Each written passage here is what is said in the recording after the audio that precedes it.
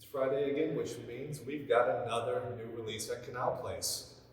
I feel like I just did this speech, this intro, this lead-in a couple of days ago. Days are turning into nights. This distribution schedule is, although when you put it on paper, it doesn't seem like a lot, but it ends up being a new release every week nearly. It's crazy. Luckily, when we came up with the Canal Place concept and how it interplays with the Valley is going to be the test bed. Canal Place is going to be the scale-up production brewery. We've got a lot of great recipes to feed from the Valley. And this recipe did come from the Valley. It started as a Knockout Round 13, a Claire double IPA, using the hops of Southern Passion, African Queen, and Nelson. Now these three hops, two of them we've never used before when we experimented with it in the Valley. And the third one, Nelson, we've done a couple of hop combinations with them, and I believe one of our COVID releases used Nelson. But the flavor profiles of this, Southern Passion is ripe tropical fruits, passion fruit being one of them, wild vine coconut, African Queen, berries, stone fruit, and melon, and Nelson Sauvin is passion fruit. It's got an extreme fruitiness, and it can bring a wine-like characteristic to it. Nelson, it's a little finicky to work with. On some of the other things, we've really never nailed it down as a single hop or as a featured hop. This is more of an equal third blend of these three hops in this beer. And you guys loved it in the Valley. It was a clear beer. We New Englanded it to make it hazy. The haze just brings out all of those flavors and aromas just more. Kind of like turbo. You're turbocharging it, nitroglycerin, all that good stuff. Now, what's the name about Prime Editing? Yes, that's in my long list of names that I Google late at night on scientific articles. This is kind of near and dear to my heart. Prime Editing, it's a new gene therapy technique, a genetic engineering technique, kind of along the lines of the CRISPR system. If you're into science, CRISPR, you should know, it's kind of revolutionary. This is a little bit different as a gene editing mechanism. Now, you guys probably didn't know this, but before polymer science, before beer, after I graduated from Akron U with a chemistry and biology degree, I went to a couple of Ohio colleges and applied to their genetic engineering program, because that's what I wanted to do. I thought genetic engineering was super cool. There's a lot of ethical issues, but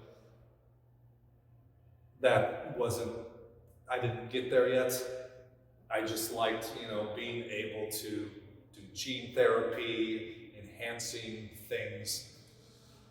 But I did not get into any of those programs. So right now, I'm not a genetic engineer. I am not God. I'm not playing God. I'm just a guy that makes beer. So that is why I am here, because the doors closed on that so many years ago. I never looked back. I just rolled with it. Went into a job at BF Goodrich, Polymers Specialty Chemicals Division. That led me to Polymer Science at Akron U for a master's, and then that's what led me here. So I guess for your sake, it's a good thing I did not pursue the genetic engineering route, but this is kind of a shout out to that. And this is a great beer. It's, three totally different hops that we really haven't used. Two of them we've never used. We've never even done a super smash with Southern Passion or African Queen. So this is something that Kyle kind of did some research on. He's our Valley brewer. He put this combination together, experimented with it, made it, and we thought it tasted awesome. So we scaled it up and made it a double New England. So let's check this beer out.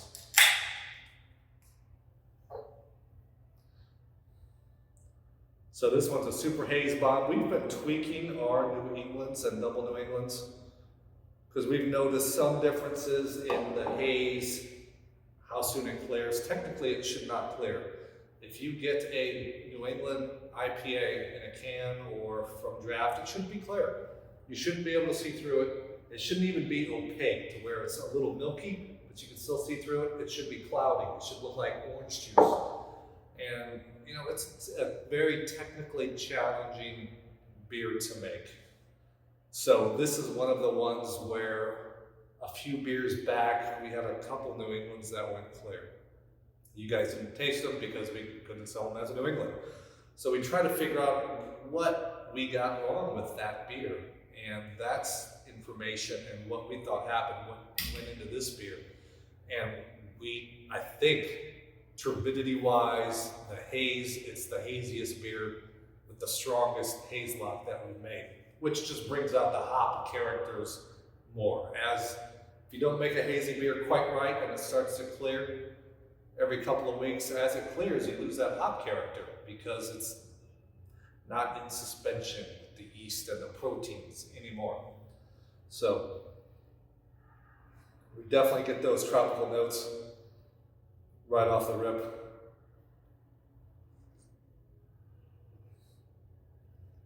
And that's just super smooth. This is a good beer, and it is totally different from our normal. We like to use Citra, Mosaic, Simcoe, a few of those others a lot. You know, usually one of those hops are in our New England IPAs. This one uses none of them.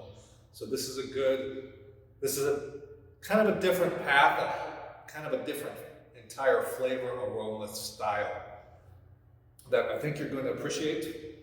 And like most New England IPAs, what do we pair it with? Smoked brisket, grilled lamb, charcuterie. It is getting warm out, so fire up your smokers. This would be good for that. Cheese pairing, sharp cloth bound cheddar, sharp artisanal blue. So we hope to see you this weekend for Prime Editing.